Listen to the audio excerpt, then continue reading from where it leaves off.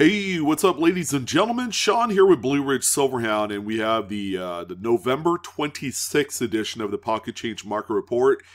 Call it the Black Friday edition, I guess. So, Thanksgiving, it's over. Black Friday coming to a close here, I guess today, Sunday, kind of closes that out. Guess what? We're going to be jumping right back in to doing more coin stuff this week. So once you get all that shopping business out of the way, now it's back down to business because we have effectively about 2.5 to 3 weeks remaining where we could take advantage of this, I guess, this coin roll hunting resurgence, so to speak, that we normally see every holiday season. Folks are scrambling to scrape up money, so they're wrapping up some of those coin that they've been holding on to for a year, 2 years, 5 years, 10 years, 20 years, 50 years. It could happen. I've seen it before, but a lot of new material coming out, out in circulation, back through the banking system, and it gives you guys some opportunity to search through coins that maybe you haven't been through in a few years. And again, it's no big secret, every single year, everybody is looking forward to taking part in this kind of like new inventory deal that we see every holiday season. So we're going to flybys through some pretty big coins here today. Stuff that traditionally has been found in these rolls, going through big jars of coin. Or perhaps cherry-picking your local coin shop or show can be another way of obtaining coins that you could resell and flip and making a pretty good amount of money just in time for the holidays for. So I want to thank you guys for coming on by. Happy Sunday. Hopefully you guys had a nice weekend and you had some fun being with family and friends. But now we are back to business, folks. All right, so a few little ground rules before we get underway. We don't talk about graded coins, okay? Pretty self-explanatory. I don't want to pay to grade any of the coins that simply I can just throw online and sell just the way it is, all right? Grading doesn't necessarily enhance the value of these coins. Errors and varieties, as long as you could correctly attribute and diagnose them, you could sell just the way they are, and that's the good news there. And another thing to keep in mind, all the images you're going to see here today are original to the respective sellers' listings. We didn't juice or doctor any of the photos to make our report look better. You're simply going to get the best and worst, and you'll know at the end of the video what that low bar is going to be for your photography skills. So polish off, clean up that old iPhone 3, and you could still make it happen off of a device like that. So, yeah, pretty crazy. So we do have a little bit of a whatnot calendar of events. It's going to start getting crazy between now and about, say, a week before Christmas. I might actually take 10 days off before Christmas, going all the way through the New Year. So I want to let you guys know that that might be a possibility. We'll see. It'll be a good time for me to just kind of catch up with things and recharge your batteries when it comes to whatnot. So we have a few really big quality shows coming up here. Okay, so we have a Tuesday show. I thought about giving it another week off, but no, due to popular demand, folks have spoken and said, I want to see a part 8, so let's go ahead and do it. So yeah, we're going to go ahead and do that. So another unsearched wheat cent roll auction coming to you this Tuesday, November 28th, 5 p.m. Pacific Standard Time, 8 p.m. Eastern. But also we have the Friday show. I'll announce that on Wednesday when I do the PCMR for that day. And we also have, save the date, the Blue Ridge Silverhound Holiday Giveaway Extravaganza on Whatnot. The whole stream, the whole show, it's nothing but giveaways. We're not selling anything. And it's going to be my way of giving back to the community. We also have our other holiday giveaway event on the Live Coin Q&A YouTube channel as well. So we will announce that here real soon. But the Blue Ridge Silverhound Whatnot giveaway event is Friday, December 15th, 5 p.m. Pacific, 8 p.m. Eastern. I figure 15th is the best day to do it. It'll give me time to get shipments out so that way each and every single one of you that do win some of those coins and currency and big pieces on there, you'll be able to get it before Christmas. So, yeah, I hope to see you guys there. Come check things out on Whatnot. I'll have my referral link down below, in addition to the link to the Part 8 Unsearched Wheat Cent Roll Auction. Also down below in the description box, so you can just click and bookmark those events. All right, well, let's go ahead and jump right in. Let's see what's been selling here. So we have a really nice 1926 peace dollar. It's a relatively common date. I'm not going to say it's the most common. You know, that's best reserved for, you know, 1922 to 25 dated coins. 26, things begin to get a little bit tougher, but this is a nice one nonetheless. It's a really nice mid-state coin. But this, believe it or not, has a little bit of a mid-error on there. It's got a strike through right on the fields in front of Lady Liberty's forehead, that area. So between the forehead and L in Liberty is where you get to see that strike through. It's quite minor in my estimation. We see these quite often on these large silver dollars. I've found my fair share of them. Do they enhance the value? Do they not? Well, I'm here to tell you that this coin managed to sell for $40 with 13 bids, which without the strike through, it might actually sell for a little bit more. All right, lower end type of errors sometimes may hurt the actual numismatic value of a coin. So I want you to keep in mind, if you do come across something like this, it may or may not be the best thing for you to cherry pick. You know, again, we have to consider the hierarchy of the different type of mid errors and then choose selectively from those on much higher kind of like numismatic collectible coins like this one that you see here. But pretty nice one nonetheless. I love just the large flashy luster of peace dollars. It's one of my favorite coins to collect, and you know, with or without the error, I mean, I would be all about this all day long. The next one that we have here is the 1971 Roosevelt dime. This one is what looks to be an uncentered broad strike. It does have some semblance of a rim at the top of the front of the coin. And yeah, you know, again, presentation is everything when you're photographing your coins. There's hair on this coin.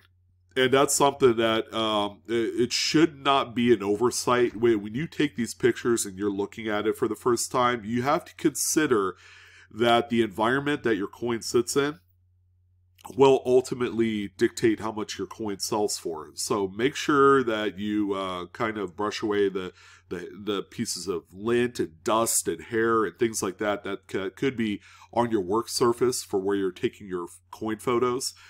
Because that can play an integral role in the overall result of your sales.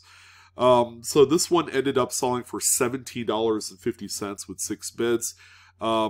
It sounds like it didn't really hurt the value too much on this one, but this is not particularly a great look. All right, this is just straight up plain sloppy. You know, if I had to put a word to it, sloppy is definitely the word that I would describe for these type of pictures. The next one that we have here are beautiful coins. That light baby blue background. It's iconic for a specific seller on eBay. You see this person sell quite a bit on this platform.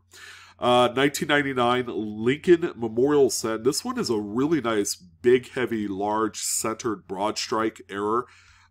So when this was struck, there was no collar engagement. The collar is what keeps the coin in place during the strike, all right, which is why they are a certain size, and you know, and that's why sometimes they have the reeds, the textured edge on them. Lincoln cents don't have reeds, so we don't have to worry about that. But when the collar is not there, the metal flow expands outward to the point where these coins, you know, are generally the next size up in the coin chain of command, I guess. This one is probably as big as a nickel, if not maybe a little bit bigger than that. But really nice coin. It's a common date for broad strikes and off-center strikes. This one sold for $28.38. Again, really beautiful coin. problem-free from what I can see here. There's a little side-by-side of a regular size Lincoln cent to the one that was sold. Another beautiful one here, 1966, the Lincoln Memorial cent. This one's slightly off-center, I'd say about 10%, nothing too dramatic or crazy. This particular coin sold for $21.38. A little bit tougher date, but not one that I haven't seen before. Sold on eBay. I mean, if you're putting together a date set, which is where things like these thrive at, there's going to be certain dates that are keys to that particular mint error. So when that's the case, you have to take into consideration that certain dates you're going to end up paying the moon for. 66 is not one of them. All right, I've seen these quite a bit. If you need one, I'm sure there's probably one or two on eBay that you could hold on to or sell or buy or whatever. Here's also a 1983 P Jefferson nickel. This one's really nice off-center. About 55% off-center is what I'm gauging on this one. Now, this is a great example of a coin that gives you the general idea of how the planchets look like when they were produced in this specific time period. During the 80s, you know, we always talk about quality. Quality was a little bit suspect back in the early 80s. And a lot of it has to do with the originality of the planchets. This is what the blank planchet looked like before the coins were even struck. A lot of them had a lot of contact marks, nicks. These were very poor quality planchets before they were even struck on. So some of these little nicks and things you see here, they tend to translate onto the highest points of the devices of the coin, like the cheek and some of the hair details on the coin. And then some would say, well, that has a lot of contact marks. I'm like, yeah, well, that's the planchet nicks, you know, before the coin was even struck. That translated into the strike and does not exhibit a really good look. But getting back to this error, pretty cool. I mean, this is a nice one. I like it because you can see the original planchet quality on there. So this one sold for $30.38. A great sale here. That's about how much these generally go for. And this is going to be a date that folks that will need for a date set of this type. So, and I've been told and chastised in a certain way, and I have to disagree because folks have said, well, these off-center strikes and broad strikes, you don't come across these in circulation. Well, sometimes you do.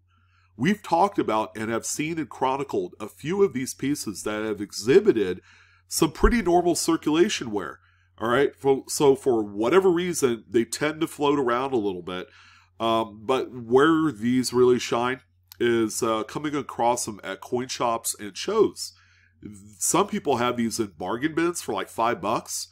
And dealers, sometimes they just don't like dealing with mint errors. All right, it's not a core part of their, you know, what they sell. So with that being said, they'll turn around and sell these for a really cheap rate. And this is going to be your opportunity to recognize that, pick these up, target ones that have a full date, and then resell them, and then make a buco bucks off of them. And that's where this is relevant to the PCMR. The next one that we have here, we should be no stranger to the 95 DDO Lincoln cent. That's a doubled die obverse, the FS101 Cherry Picker's Guide variety. Strong doubling in the motto "In God We Trust" and Liberty. The seller just had a close-up of Liberty, and I think that's fine. You know, we look at Liberty, it has a certain appearance to it for the FS101, and then we could kind of conclude what the rest of the coin would look like. So a pretty nice example. I'd say it's a 64 grade. This one ended up selling for $27.37 with 6 bids. I don't have another one of these on the PCMR, but there was one that did sell within the last day or so for $49.99, but in really nice gem condition, maybe a 66 grade. Same double to die and everything like that. I just elected not to put it on the PCMR as a a feature. Now this one is quite stunning. All right, so this one has a few different names. Okay, some would call it a fold over error. Me personally, I like fold over / gutter fold on the third print or the overprint of this one. So Yeah, pretty crazy. There was a fold in the sheet. You know, when they're this wide of a gutter, that's more than just a wrinkle in the sheet. This is a full on fold here, and you could see the accordion effect, you know, of the paper and how it translates into the actual look of the total shape of the note as well, which is quite stunning. Beautiful example too. This thing has not seen any circulation wear. It looks like it was pulled right out of a bank strap when they were first released by the BEP. But yeah, this is something that probably, I think if you're going to have a good chance of finding something like this, it's going to be as a cherry pick, you know, like another seller on eBay selling one for too cheap, or maybe a coin show type of acquisition, you know, for a few $100. Again, you know, the amount of people and groups and crowds that can afford these type of notes, you know, it's better left online, you know, where you have the full gravitational pull of all of the collectors from all across the globe. And that's how you're going to maximize your sales here on this. Check this next image out here. This is with the folded in there, or the bill folded in as it was on the full sheet. You can see where they made the cuts too. I mean, this thing's really phenomenal.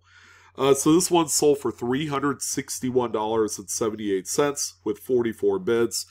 No really big surprise. This is just a very expensive paper money error. And again, it's not graded. I mean, you can grade it. That's fine. It may not necessarily add more additional premium to the sale if it was in, say, a PMG or PCGS banknote holder. Sometimes it's just better like this. Some people do prefer their coins and their paper money raw, you know, and there's nothing wrong with that. That's just, you know, a preference for a lot of collectors. The next one that we have here, again, another big date for errors. If you're able to find any bicentennial coin, whether it's a quarter, a $50, or Ike dollar with any sort of mint error, congratulations. They are highly coveted in today's collectible space. This one is a slight broad strike, you know, I mean, nothing too crazy, but it's noticeable on this very nice high-grade bicentennial quarter. This one ended up selling for $46 with 14 bids. If this was, say, and we'll just use the next date up, if this was a 1977 quarter, that might actually only be about a $15 to $20 coin, to give you some sort of kind of like a comparison. I mean, again, you know, always look through your bicentennials. You'll come across strike throughs, sheet clips, rim clips, curved clips, ragged clips, straight clips, you know, things like this, broad strikes, off-center strikes, and then the whole nine. Double struck in collar as well as another big one that can add a significant premium to these collectible coins. The next one that we have here, again, case in point, 1974. This is a good-looking coin. It's more off-center than that bicentennial. This is an off-center. The bicentennial is a broad strike because some of the devices are cut off there at the top. Nice mid-state example, same seller as the bicentennial quarter, but the price is definitely different here. All right, this one looks more dramatic, but it sold for $31 with 3 bids. And that's kind of like your differentiator from one date to another. You just never know what's going to happen there in that case. But we can testify that the prices will differ from one coin to the other. Pretty cool one. I think people don't realize how expensive bank wrap 1972 Philadelphia Lincoln cent rolls are. Here's a great example. We don't see too many of these online, but when one does come across the auction block, oh boy, they are pricey.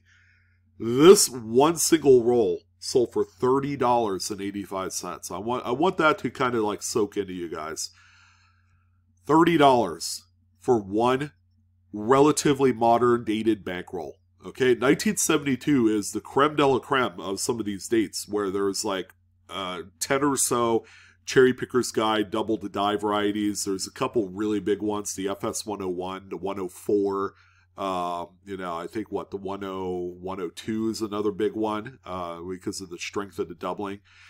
And it's all because of those things that really elevated the market on 1972p rolls. So, yeah, if you have any of these, if you have a full bank bag, those are quite expensive. You know, and if you did sell one, congratulations. You're going to get a boatload of money for these, you know, if and when you do sell them. So, we also have a 1983 Philly Washington quarter. This one is slightly off center by about 10%, somewhere around there. Might even have a little bit of a partial tilted collar as well. Good looking coin. $25.38 was the sale on this one. Here's a 1987 Lincoln Memorial set. This is a pretty massive cut die break there, as you can see on the obverse, with the corresponding weakness on the reverse. But as good as the obverse of the coin looks like, when you flip that bad boy over, man, what a train wreck. You have some pretty significant damage on the rim, the edge area on the top and bottom. You have all the carbon spotting. You have some of the surface scrape damage right on the highest points of the memorial, showing some of that the zinc core to it. So this is, you know, as far as it being a really big cut die break, I mean, that's amazing. But, you know, at the end of the day, you know, condition kind of still does matter. This one ended up selling for $62.25 with 10 bids. There was another one with the same cut that sold probably, I don't know, a few weeks back for $177, problem free. So, yeah, you can see how, you know, the condition does play a role in the valuation of these. We also have a 1969D Lincoln set. This one's off center by about 75-80%. Beautiful, because there's a full date, problem free coin.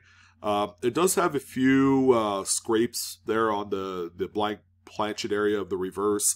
Some people may not necessarily care about things like that, but, you know, it really depends. This one sold for $32.38. Great sale. This is a date that we see quite a bit. Here's also a 64D, you know, a kind of like medium date, not rare, not common, you know, but this one's off center by about 25%, full date, mint mark, you know what it is. Great condition as well for those date set collectors. 32, 38 as well on this one. This one is quite neat. If you're not looking for it, you won't know what you have. This is a 2017 $20 Fed Reserve note or $20 bill. Check out some of the waviness in the serial numbers here. So we have some adjusted, shifted type of numbering on those number wheels of the plates. You know, they call these gas pump digit tile things, or turn digit is another acronym used for this type of error. Here's a little look at the reverse. I mean, the note's in pretty good shape. It does have a little bit of black ink bleed from a teller marking on there. But check this out. When there's a straight edge, I think they use the dollar bill as a straight edge to help kind of show the alignment of the numbers on the serial number. And it's things like this that normally would be overlooked, you know, that might end up being your cash cow. So it's funny I use cash cow because we're talking about it right now. This one sold for $45.15. I mean, shoot, that's a really good amount of money for this. So again, look at your serial numbers. That's where all the magic happens on these bills, whether they're fancies or errors and things like that. Woody wood grain, good old improper alloy mix. You gotta love the look of these, and you know, these are starting to get a little bit more attention out there. They're still very affordable, but very dramatic. 1930 is the date on this Lincoln wheat cent, and it sold for $15.24. 5 years ago, these were worth about $1 or $2. All right, so obviously we're seeing that market trend higher than it used to be a few years ago, and people are really ingratiating themselves with this type of anomaly, and people do love it for its artistic appearance. Here's a nice little kind of dig into the good old scrap silver bin. 1883 Morgan dollar with a couple strike-throughs. You can see that black strike-through on the reverse, and also another little small one on the obverse over the letter L in pluribus. You know, again, some people are a little indifferent with these. They'll automatically, based off of condition, believe that it's like damage. But no, this is what a strike through or a lamination would look like.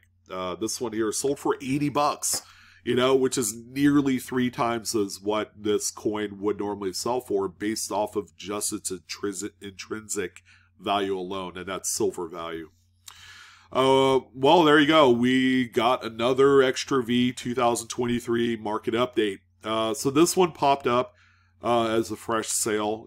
Coin's in decent shape. You know, the big idea is people are buying these and they're grading them through NGC, PCGS, and even Annex too, in the hopes of that 66 grade or higher, because that's where they're going to make some money here off this. So if you need a little refresher, it's got the little V notch there next to the VDB initials. For a while, these were called VDB Vs, but now their nickname or variety name is Extra V through the grading companies. This one here sold for $59.99, so that it seems to be kind of like the average price for these. That's acceptable for a lot of folks, and if they're able to get that 66 grade, they'll profit about $100 on these. And that's after fees and grading and all that. Here's a 1968D 40% Kennedy. Nice little clip on this one. These non-traditional kind of like weird dates where it's like, oh, this one's silver. It's a 40% silver with a mint error. You know, that's meaningful to a collector. This one has some pretty strong Blakesley effect, or that flattening of the opposite rim edge of where the clip is there. This one is sold for $14.99. So not too bad. You're turning a coin that essentially has a value of about, what, $2.35 and turning it into $15. That's all right to me. So here's also another big one to look for. If you ever have a stack of quarters that you're going through, you know, like coin rolls, and you find one that's a little bit thin, like thin as like dime thin, you might have this 1970D Washington quarter that was struck on dime thickness stock. And the way you'll know is that there's going to be a considerable amount of weakness in the strike on either the obverse, the reverse, or both. All right, this one you see it quite a bit more on the obverse there. Top of RTY and Liberty, the bottom of the date, things like that. The coins weigh a few grams less compared to what they should, so that, you know, weighing these is going to be paramount into kind of, you know, concluding that it is what it is. Kind of hard to show, but this one is definitely a much thinner coin than a traditional Washington quarter. This one sold for $51.24. They typically run $30 to $50 on the market today, so that's not too bad of a flip either. Still one to look out for, 2004 Denver, Wisconsin State Quarter. This one has the low leaf variety, as you can see there. So this one is not supposed to have a low or high leaf. Everybody knows about this variety. This one actually was not in Texas, where most of them did drop in.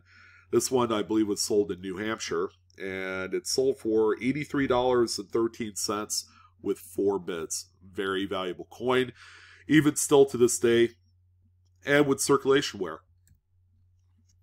All right, hold on to those Starno BEP straps. They're valuable.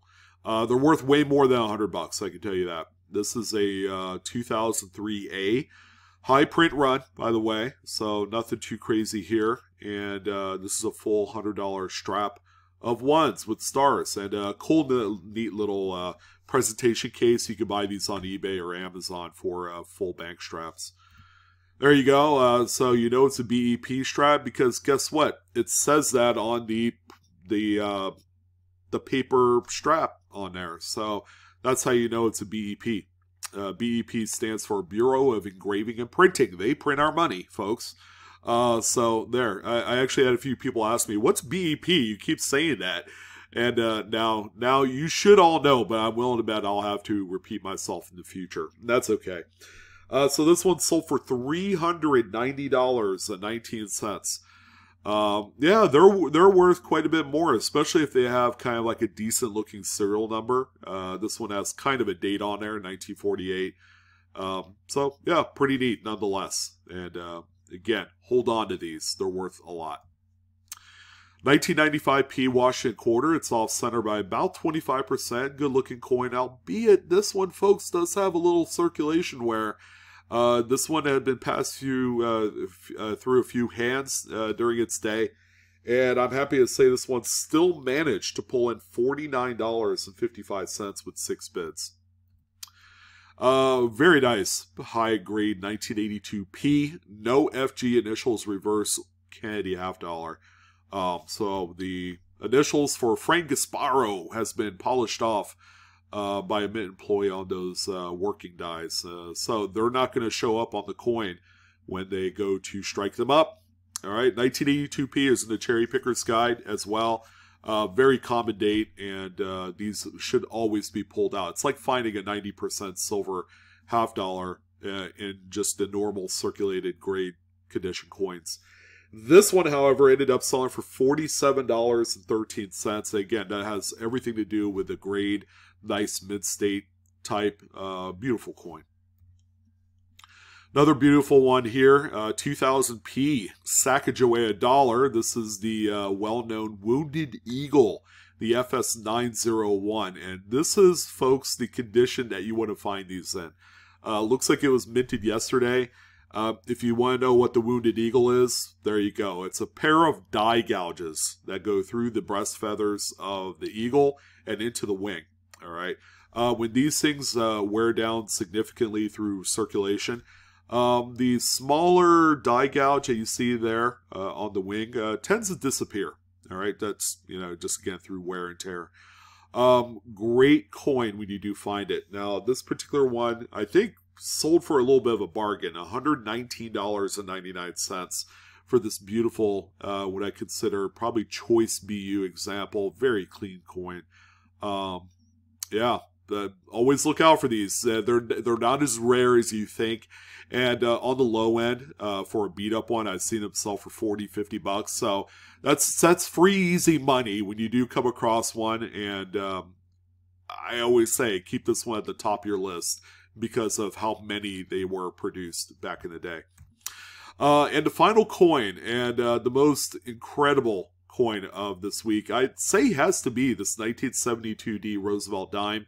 And it's been theorized that this one was possibly struck through a working die that had cracked, but at the same time had a die cap on it too. Some would say that it was struck through a split die cap, where the cap had split in half. So it could be either or. People are still talking about it, but this thing is incredible. You find these on a few different dates in the 70s and 80s, and this is not the first time that I've seen this, and certainly not the only date that I've seen this event either. This is actually a very common thing to find back in the day. So with that being said, pretty nice amount of money for the sale here. How about $102.50 with 3 bids? Few people wanted it, and it got expensive really quickly. Like, when you know how much something's worth, you put in that max bid, and you just take it on home. And that's the craziness that we have here with this one. So, great find. Again, it's raw. Don't need to grade it. Beautiful, tremendous, tremendous coin. All right, guys, that comes to a close here for the PCMR for the weekend. Again, thank you guys again for all of your support. Quick little closing thought here. Videos for entertainment purposes only, not financial advice. Please do collect and grade responsibly as we enjoy this hobby together. My Coinaholics, that was a lot of fun. So again, thank you again for watching. Before I close out, I just want to do a double reminder. We have the Whatnot Tuesday Part 8 show of the Unsearched Wheat Cent Rolls. And we also have that big Blue Ridge Silverhound holiday giveaway event on Whatnot. So make sure you check out those links down below. And you guys are going to be good to go. And hopefully you guys can win something. We'll have 30 to 40 lots of things that we're going to be giving away. All great stuff, by the way, too. So I hope to see each and every single one of you there. But with that being said, I want you guys to have a great rest of your weekend. Take some time to relax, enjoy the hobby, pull out a few rolls of coin and, immerse yourself into this great hobby that we're in right now. Don't forget to like, share, and subscribe to my channel and this video if you haven't done so already. That extra amount of support sure would mean a lot during this time of year. So I will see you guys later. Have a good one. Happy hunting, and love you guys. See ya.